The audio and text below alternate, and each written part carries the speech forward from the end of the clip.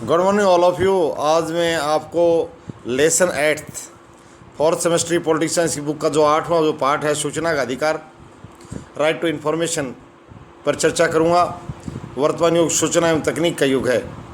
इसके साथ ही आधुनिक लोकतंत्र का युग है। विश्व के अनेक देशों में प्रत्यक्ष अथवा अप्रत्यक्ष लोकतंत्र की स्थापना की गई है। लोकतंत्रीय शासन व्यवस्था का सबसे महत्वपूर्ण लक्षण है कि इस शासन व्यवस्था में नागरिकों को कई प्रकार के अधिकार प्राप्त होते हैं। नागरिकों को समानता, स्वतंत्रता, धार्मिक स्वतंत्रता का अधिकार, संवैधानिक उपचारों का अधिकार, संवैधानिक उपचारों का अधिकार आदि अनेक अधिकार प्राप्त होते हैं।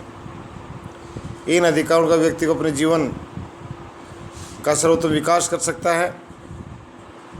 इन विस्तृत अधिकारों के पश्चात भी नागरिकों के मन में विचार उत्पन्न होता रहता है कि सरकार उन्हें प्रशासन संबंधी सभी सूचना उपलब्ध नहीं करवा रही है।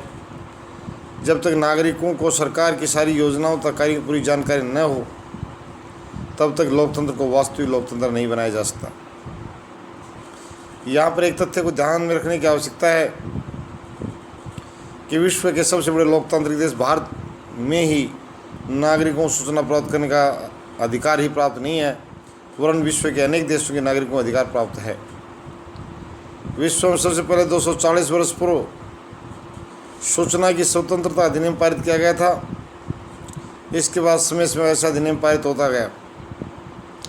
भारत में 2005 में ऐसा कानून पारित किया गया, आरटीआई एक्ट 2005 के नाम से जाना जाता है, सूचना का अधिकार अधिनियम 2005। यह कानून देश के प्रत्येक नागरिक को सक्षम बनाता है कि वो सरकारी वित्त पोषित योजनाओं, परियोजनाओं तथा संस्था के विषय में पूरा ब्यौरा प्राप्त करके अपने आप को जागरूक बनाता। इन संस्थाओं को समाज के प्रति अपने दायित्वों को पूर्ण निष्ठा ईमानदारी के साथ कार्य करने के लिए प्रेरित कर सके। भारत में सूचना का अधिकार अधिनियम लोकसभा ने 11 मई तथा राज्यसभा द्वारा 12 मई 2005 को पारित किया गया।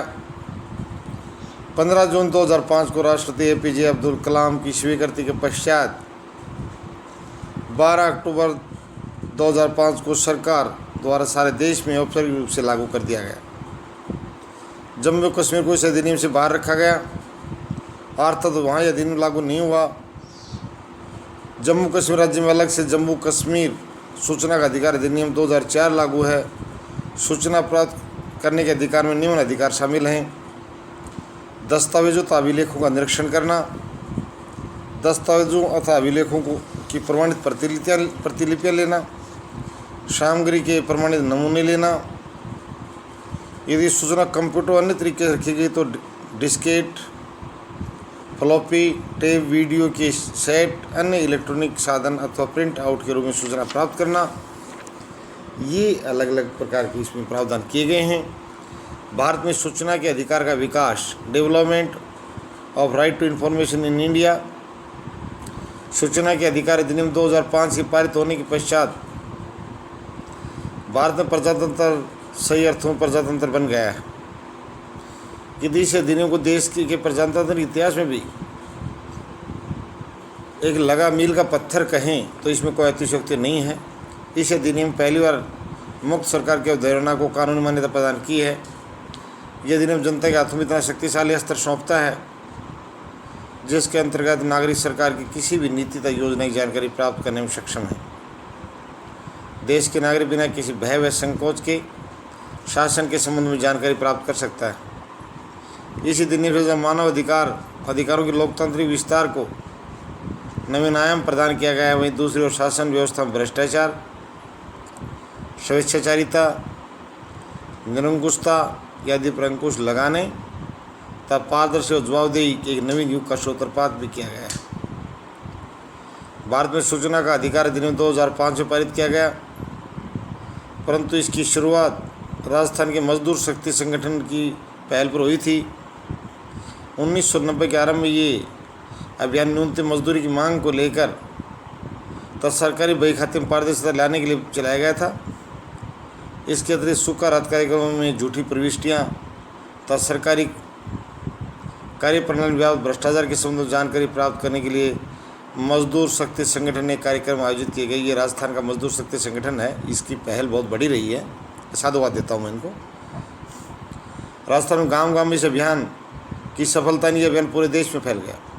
पंचायत स्तर के कार्यों के ब्यौरे की मांग से अभियान राज्य और केंद्रीय स्तर पर कानूनी बनाने तक पहुंच गया। कानून बनाने तक बात आ गई। सन 1993 में सूचना का अधिकार के लिए राज्य तथा राष्ट्रीय स्तर पर प्रयास आरंभ हुए। बहुत से राज्यों ने अपने अपने स्तर पर सूचना के अधिकारों को कानूनी रूप प्रदान किया। ये प्रयास जारी रहा। तदनंतर 15 जून 2005 को राष्ट्रपति की स्वीकृति के पश्चात केंद्र तथा राज्य सरकार ने इस विधेयक को पूरी तरह से लागू कर दिया। इस अधिनियम को सूचना का अधिकार नियम 2005 नाम दिया गया। भारत में सूचना के अधिकार की आवश्यकता need of right to information, हमें सूचना के अधिकार की भारत में क्यों आवश्यकता है? भारत में सूचना के अधिकार की व्यवस्था निम्न कारणों से अनुभव की जाती रही है। नंबर 1, सरकार द्वारा कई महत्वपूर्ण जानकारियाँ तथा सूचनाएं एकता व अखंडता नाम पर जारी नहीं की जाती थी। जनता के पास इनकी जानकारी प्राप्त करने का कोई साधन भी नहीं था, इसलिए सूचना के अधिकार की आवश्यकता अनुभव की गई। नंबर 2, भारत में यद्यपि स्वतंत्रता तथा लोकतंत्र की स्थापना की गई, परंतु सूचना के अभाव में इसे सच्ची तथा वास्तविक लोकतंत्रीय शासन व्यवस्था नहीं कहा जा सकता था। सच्ची लोकतंत्रीय शासन व्यवस्था की स्थापना के लिए आवश्यक था कि नागरिकों को ऐसी शक्ति तथा अधिकार प्रदान किया जाए। नंबर 3, नागरिकों के पास शासन अधिकारियों के विषय में जानने का कोई अधिकार नहीं था। ऐसी स्थिति में प्रशासन अधिकारी बिना किसी भय के भ्रष्टाचार लिप्त रहते थे। बिना रिश्वत दिए को कार्य भी नहीं होता था। भारत में स्थिति थी कि रिश्वत देते रहते पकड़े गए, था रिश्वत देकर छूट गए। भ्रष्टाचार को समाप्त करने तो उस पर नियंत्रण के लिए ऐसा करने अधिकार नितांत आवश्यक था। भारतीय लोक कल्याण का राज्य, चौथा पॉइंट पढ़ रहा हूँ मैं। जन कल्याण के लिए अनेक छोटी अवधि तथा बड़ी अवधि के लिए योजनाएं बनाई जाती हैं। आम जनता विषय को जानकारी नहीं होती कि सरकार जन कल्याण क्या क्या योजनाएं बना रही हैं। इन सभी जानकारियों के लिए सूचना के अधिकार की आवश्यकता अनुभव की गई।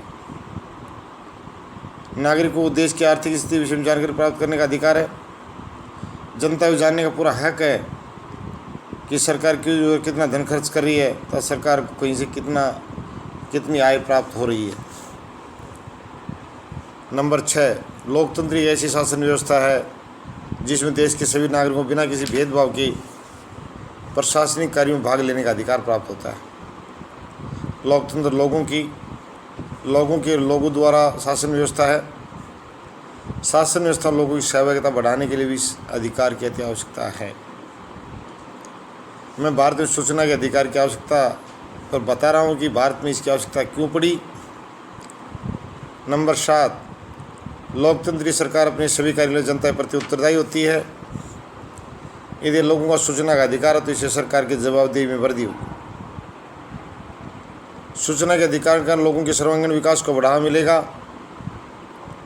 यह 8वां बिंदु 9वां बिंदु है। सूचना के अधिकार की आवश्यकता इसलिए महत्वपूर्ण है क्योंकि ये व्यक्ति के सम्मान तथा गौरव को बनाए रखने का महत्वपूर्ण साधन है। इस अधिकार से कोई भी समाज के देश के उद्देश्यों को प्राप्त करने में अपना योगदान दे सकता है। कोई भी समाज देश के उद्देश्यों को प्राप्त करने में अपना योगदान दे सकता है। भारत में अधिकार बहुत देर से लागू किया गया। मैं थोड़े से एक बात और साझा करना चाहता हूँ। अगर कहीं से भी आपको सूचना प्राप्त नहीं होती है किसी कार्यालय से, तो पहले आप फर्स्ट अपीलेट अथॉरिटी को लिखें और उसके बाद राज्य सूचना आयोग को अगर वो सूचना नहीं देता संबंधित अधिकारी, तो उसके विरुद्ध आप जो अपील दायर कर सकते हैं। 15 अगस्त 1947 को ब्रिटिश साम्राज्यवाद से स्वतंत्र हो गया तथा 26 जनवरी 1950 को भारत का नया संविधान लागू किया गया। भारत के संविधान के प्रस्ताव भारत की प्रभुसत्ता संपन्न लोकतांत्रिक राज्य घोषित किया गया है। संविधान के 30 अध्याय में नागरिकों को विस्तृत मौलिक अधिकार प्रदान किए गए, परंतु सूचना के अधिकार का संविधान द्वारा प्रदत्त मौलिक अधिकारों कहीं को वर्णन नहीं किया गया। भारत में नागरिकों के अधिकार 2005 में सूचना का अधिकार अधिनियम 2005 प्राप्त हुआ। इस अधिकार के फलस्वरूप भारतीय जनतंत्र अब सही अर्थों में जनतंत्र बन गया है। अब मैं आपको इसके उद्देश्यों पर प्रकाश डालूंगा। सूचना के अधिकार अधिनियम 2005 के उद्देश्य aims of the right to information act 2005। भारत के संविधान के अंतर्गत देश में एक स्वतंत्र, सर्वोच्च और निष्पक्ष न्यायपालिका की व्यवस्था की गई। भारत के नागरिकों को सूचना का अधिकार तो बहुत देर से प्राप्त हुआ,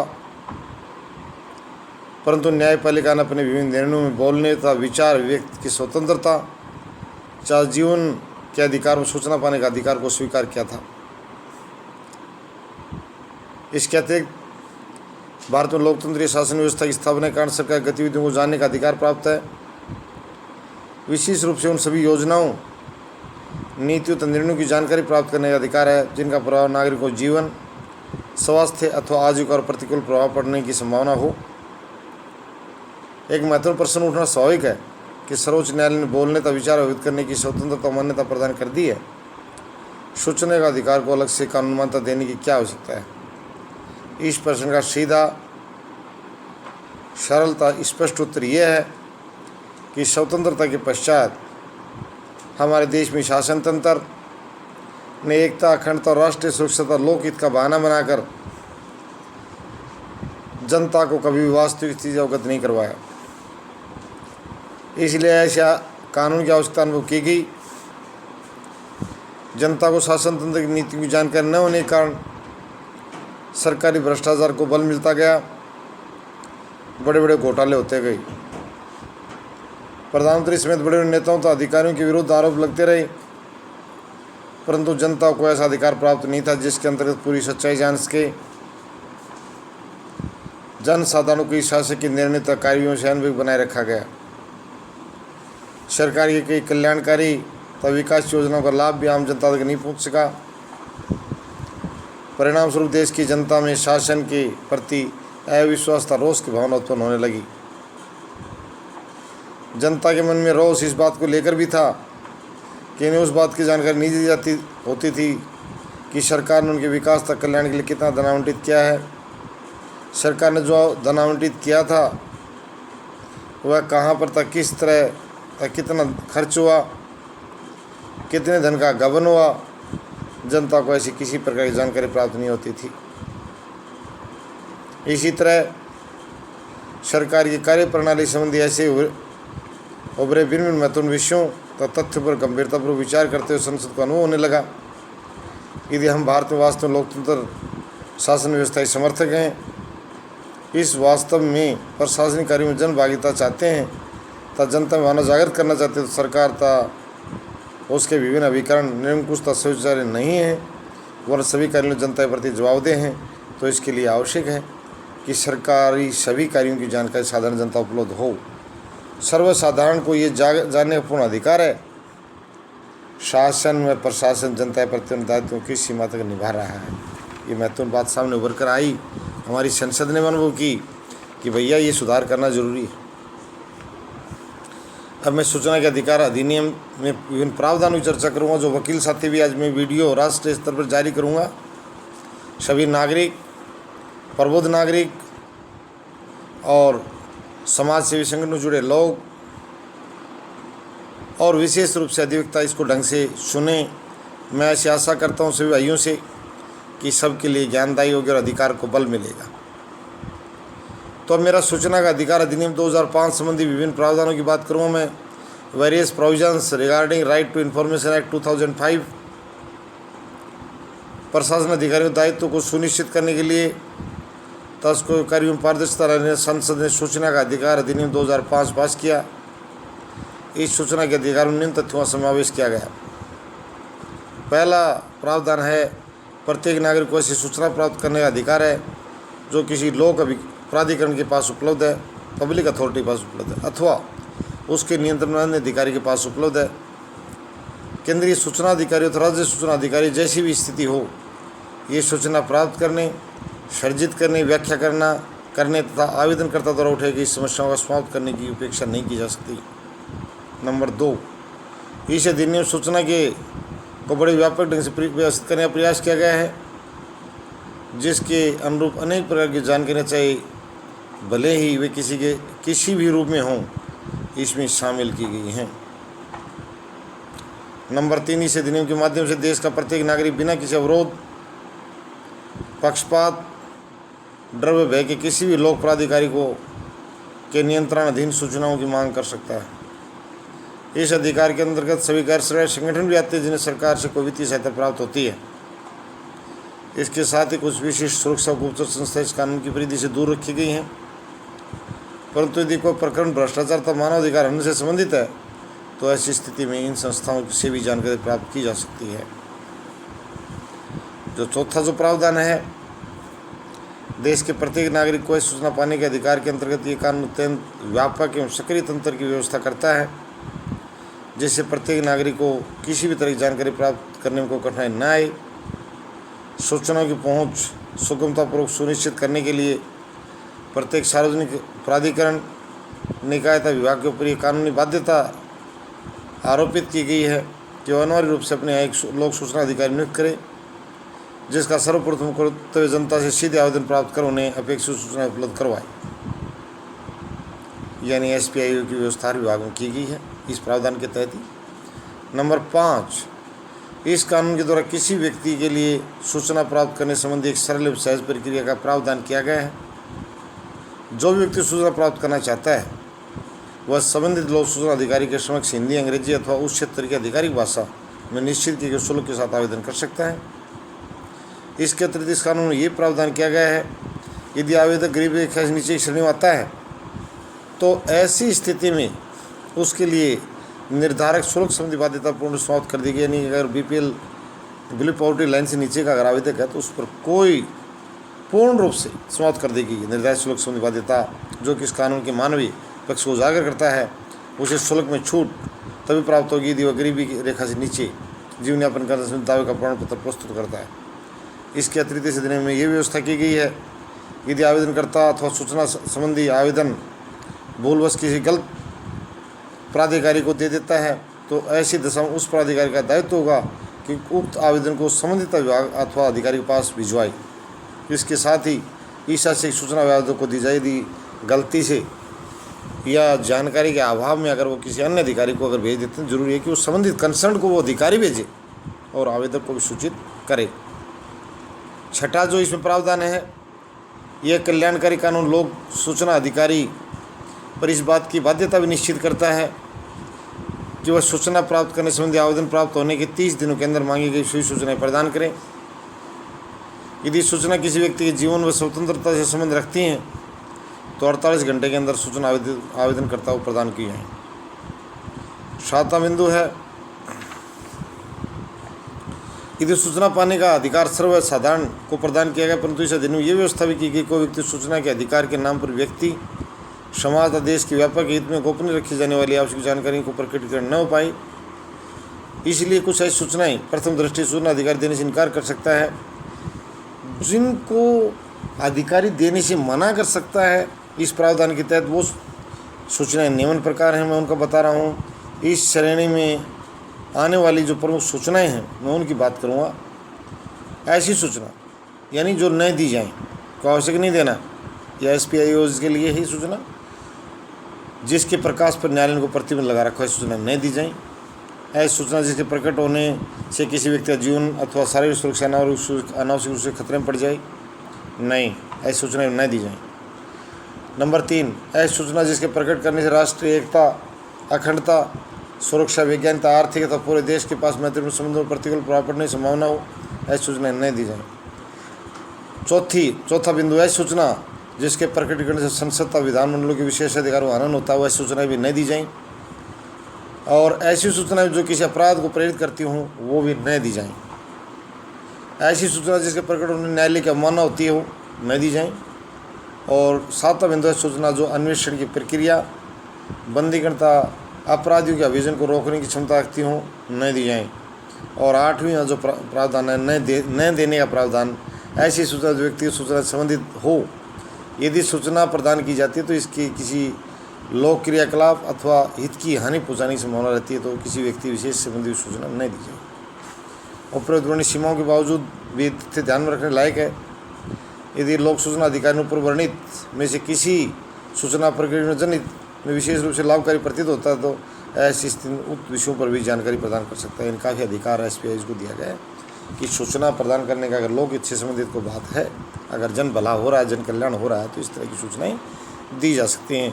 अब मैं 8वें बिंदु की बात करूँ तो प्रावधान इसमें किया गया है, यदि लोक सूचना अधिकारी बिना किसी उपयुक्त कारण की मांगी गई जानकारी प्रदान नहीं करता अथवा जानबूझकर असत्य, अपूर्ण अथवा भ्रामक सूचना देता, जो भारत में फिलहाल बहुत बड़ी समस्या बनी हुई है और ऐसी दी भी जा रही हैं, अथवा सूचना अधिकार देने में किसी पर बाधा डालता है तो सूचना नष्ट कर देता तो सूचना अधिकारी को 250 रुपये प्रतिदिन तो 25,000 रुपये तो जुर्माना देना पड़ सकता है।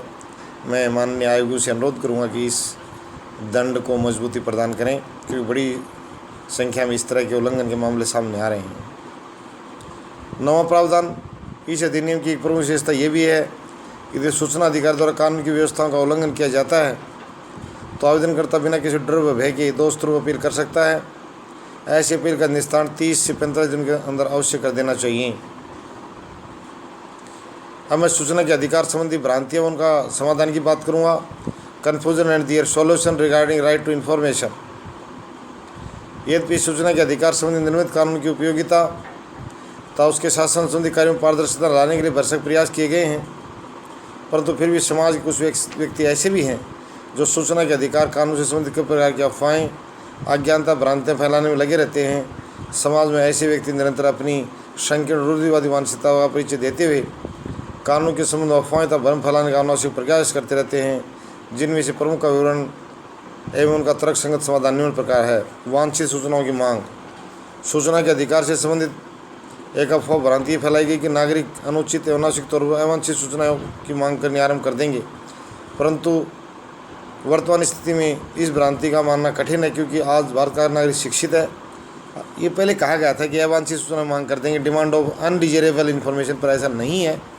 और ऐसा हो तो ये सूचना प्रदान करता जो अधिकारी है उसके पास शक्ति है कि वो स्वयं उसको जो है दंडित कर सकता है, परंतु ऐसी बात नहीं है कि वो अनावश्यक अवांछित सूचनाएं मांगें। भारत के नागरिक शिक्षित हैं, अपने अधिकारों करते हुए सचेत हैं, तथा सबसे बढ़कर नागरिक के पास इतना समय नहीं है कि अनावश्यक सूचना प्राप्त करने के लिए समय धन का। बहुत अच्छी बात कही। इतना समय और धन किसके पास है कि वह अवांछित सूचनाएं मांगे और उनको मुँह की भी खानी पड़े।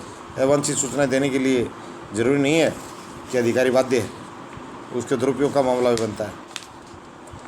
आवेदनों की संख्या वृद्धि के बारे में बताया जा रहा था। भाई ऐसी आवेदनों की बहुत बड़ी संख्या आ जाएगी। इस कानून के संबंध में एक भ्रांति फैलाई जाती है कि इस अधिकार के अंतर्गत सूचना अधिकारी के पास आवेदनों का ढेर लग जाएगा, जिससे निपटाने में संबंधित अधिकारी को काफ़ी कठिनाई बनाई आएगी, परंतु ये भ्रांति भी उचित नहीं है, क्योंकि यदि सूचना अधिकारी को बड़े मनोयोग, दूरदृष्टि, पारदर्शिता से काम करेगा तो उसके लिए समस्या नहीं होगी और ये आसानी से भी आवेदनों का उत्तर दे देगा। एक्सपेंसिव मेथड, तीसरा बिंदु, ये भ्रांति जो सख्त था कि खर्चीली विधि है। इस अधिकार के संबंध कुछ अज्ञानी लोग इस बात का प्रचार करते हैं कि प्रणाली बहुत खर्चीली है, इससे शासकीय खर्चे बढ़ेंगे, परंतु सच्चाई बिल्कुल विपरीत है। यदि इस अधिकार का सही ढंग से प्रयोग किया तो भ्रष्टाचार कमी आएगी, आवश्यक खर्चे पर लगाम लगेगी, अनावश्यक खर्चे पर। इसका एक अन्य महत्वपूर्ण परिणाम ये भी होगा कि शासन द्वारा आवंटित धनराशि केवल सही स्थानों पर व्यय होगी। हमारे शासकीय कोष पर किसी प्रकार का अनावश्यक, अनुचित, अतिरिक्त भार नहीं पड़ेगा। इस प्रकार अंतर शासन को हानि नहीं वरन बचत ही होगी। और इस पर ये भ्रांति भी निराधार है कि खर्चा बढ़ेगा, बढ़ा नहीं, शासन कुछ लाभ ही हुआ है और अनावश्यक व्यय रुका है इस अधिकार अधिनियम के प्रभावी होने से। तो अब मैं सूचना के अधिकार को प्रभावशाली बनाने के सुझाव जो अंतिम बिंदु है, फिर निष्कर्ष के साथ ये टॉपिक समाप्त हो जाएगा। यद्यपि सूचना के अधिकार को यथार्थ रूप देने वाला सूचना का अधिकार अधिनियम 2005 प्रत्येक दृष्टिकोण से परिपूर्ण, स्पष्ट, सुनिश्चित और सुपरिभाषित बिल्कुल है। इसमें कोई उदाहरण बहुत अच्छा अधिनियम है और परिभाषित भी बहुत अच्छे से है, परंतु फिर भी इसे और भी सशक्त और प्रभावशाली बनाने के कानूनी व्यवस्थाओं के अतिरिक्त व्यवहार में कुछ महत्वपूर्ण बिंदु पर ध्यान दें तो इस विधेयक को और भी अधिक सशक्त बनाया जा सकता है और देना चाहिए हमें भारतीय जागरूक नागरिकों को। सूचना के अधिकार 2005 को अधिक प्रभावशाली बनाने के नियम सुझाव 6 बिंदु में बता रहा हूँ आपको। पहला बिंदु है अधिकारियों की कार्यकुशलता को जांचने में अधिनियम बहुत कारगर है। सूचना अधिकार को और अधिक प्रभावी बनाने के लिए अत्यंत आवश्यक है कि जिस पर इस अधिकार को लागू करने का उत्तरदायित्व तो सौंपा गया है वो उचित ढंग से लागू करें। वो बचाव की मुद्राएं नहीं कि वो विभाग के पास उपलब्ध नहीं है, ये नहीं है, आदि अधूरी सूचना देने प्रयास, इस तरह की कार्रवाई मैं उन भाइयों से अनुरोध भी करता हूँ कि जवाबदेह अधिकारी होने का परिचय दें और इस तरह की अधिनियम के साथ मुखालफत न करें। उन्हें इस कानून के विषय में पूरी जानकारी हो तो अधिकतर ईमानदार तक कर्तव्यनिष्ठ हो। यदि संबंधित अधिकारी से अधिनियम के प्रावधानों से भलीभांति परिचित नहीं होंगे तो निश्चित ही सूचना का अधिकार विधिक रचनाओं में दबकर रह जाएगा, यानी वो प्रभावी नहीं हो पाएगा। तो योग्य व्यक्तियों, ईमानदार और कर्तव्यनिष्ठ और समर्पित लोगों को इस दायित्व को सौंपें। दूसरा है सूचना के अधिकार कानून को और अधिक प्रभावशाली बनाने के लिए आवश्यक है इस अधिकार के विषय में लोगों को अधिक से अधिक जागरूकता फैलाई जाए, पैदा की जाए लोगों में जागरूकता इस अधिकार के प्रति। इस उद्देश्य के लिए सरकारी स्तर पर प्रयास किए जाएँ तथा दूसरी ओर स्वैच्छिक सामाजिक संस्थाओं तथा जनसंचार के माध्यम से इस कानून की जानकारी जन जन तक पहुँचाने में महत्वपूर्ण भूमिका निभा सकता है। बिल्कुल हमारा चैनल निभाएगा। ई यूनिवर्सिटी CRN यूनिवर्सिटी इस अधिनियम को पूर्ण रूप से सभी भारतीय नागरिकों को पहुँचाने के लिए युद्ध स्तर पर कार्य करेगी। तीसरा बिंदु, सूचना के अधिकार कानून को और भी सार्थक प्रभावशाली बनाने के लिए आवश्यक है सरकार ईमानदारी, कर्मठता तथा पारदर्शिता से काम करे। चौथा है, प्रत्येक सरकारी कार्यालय के बाहर आसानी से नज़र आने वाले स्थान पर एक सूचना बोर्ड लगाया जाना चाहिए जिसमें सूचना के अधिकार कानून से संबंधित सभी सूचनाएं होनी चाहिए, जिससे इस विषय में भ्रम की कोई गुंजाइश ही नहीं रही। पांचवा, इसको प्रभावी बनाने का जो तरीका है वह इस कानून को प्रभावी और सशक्त बनाने के लिए भी आवश्यक है कि निजी क्षेत्र को इस कानून के अंतर्गत रखा जाए, क्योंकि निजी क्षेत्र वास्तव में लोक सहयोग से ही चलता है। इसे प्रभावशाली बनाने के लिए भी आवश्यक है नागरिक स्वयं प्रत्येक क्षेत्र में जागरूक बने। और छठा जो सुझाव है वो इस कानून को सशक्त में प्रभावशाली बनाने के लिए आवश्यक है कि सरकार को चाहिए कि अपनी क्रियाकलाप में स्वयं ही पूर्ण पारदर्शिता, ईमानदारी तथा उत्तरदायित्व की संस्कृति विकसित करे। यदि ऐसा हो जाए तो लोगों को इस अधिकार के प्रयोग करने की आवश्यकता नहीं रहेगी। सच्चाई है कि सरकार भी अपनी पारदर्शिता बढ़ाए और इस तरह की पारदर्शिता, ट्रांसपेरेंसी जो है वो डिस्प्यूट को समाप्त कर देती है निश्चित रूप से। ये 6 बिंदु हैं जो इसको प्रभावी बना सकते हैं। अब मैं इसका मूल्यांकन करूँगा। कंक्लूजन, निष्कर्ष। 26 जनवरी 1950 को नया संविधान लागू किया गया जिसमें एक महत्वपूर्ण कानून बनाए गए, नागरिकों को विस्तृत अधिकार प्रदान किए गए, परंतु देर से सही संसद द्वारा सूचना का अधिकार अधिनियम 2005 सब कानून से अनूठा है, महत्वपूर्ण है। ये एक ऐसा कानून है जिसके माध्यम से नागरिकों को अधिकार प्राप्त हुआ है जिससे ये सरकारी तंत्र से जुड़ी किसी भी तरह की जानकारी प्राप्त कर सकते हैं। इस कानून से भारत में स्थापित लोकतंत्र को और भी सशक्त, न्यायपूर्ण, कार्यकुशल, जनता के प्रति संवेदनशील, पारदर्शी, उत्तरदायित्व की भावना से परिपूर्ण बना दिया है। संसद ने कानून पास करके संदेश देने का प्रयास किया है भारतीय जनता प्रशासन अधिकारियों के समक्ष पूर्णता ऐसा ही नहीं है। भारत का कोई भी नागरिक प्रशासन अधिकारियों के कार्यों और नीतियों की जानकारी प्राप्त करने में सक्षम है। इस कानून के माध्यम से लोक सेवक अब स्वामी नहीं है, जनता की माई बाप नहीं है, वरन वे जनता के प्रति जवाबदेह हैं। इस कानून के माध्यम से प्रशासन अधिकारियों की अक्रमणता, अकुशलता, पक्षपात और विवाद, निरंकुशता, अनुशासनहीनता तथा भ्रष्टाचार की मनोवृत्ति रोक लगाने में सार्थक प्रयास किया गया है। निश्चित रूप से हुआ है। इनके रोंगटे खड़े कर दिए भय से भ्रष्ट अधिकारियों के। इसके लिए RTI एक्ट 2005 भारत में नागरिकों को बड़ा संबलता प्रदान की, इनको मजबूत बनाया है। इस अधिनियम का प्रभाव कि आज देश का साधारण से साधारण नागरिक भी शासन व्यवस्था में अब त्रुटियों को दूर करने में सक्षम हो गया है। कोई भी नागरिक सरकारी योजनाओं पर खर्च धन के संबंध में पूरा ब्यौरा मांग सकता है। साधारण जनता प्रशासन अधिकारियों को सारी क्रियाकलापों की जानकारी प्राप्त कर सकता है। आम आदमी जुड़ी इस प्रकार की अन्य समस्याओं समाधान के लिए भी इस अधिकार का प्रयोग कर शासन तंत्र की वास्तविक कार्य प्रणाली को जनमानस के समक्ष लाकर शासन को पारदर्शिता और अग्रसर करने में महत्वपूर्ण भूमिका निभा सकता है। इस अधिनियम से जन साधारण की लोकतांत्रिक शासन व्यवस्था में सहभागिता बढ़ी है। धन्यवाद। और मैं कहूँगा इसका ज़्यादा से ज़्यादा प्रचार प्रसार किया जाए। धन्यवाद।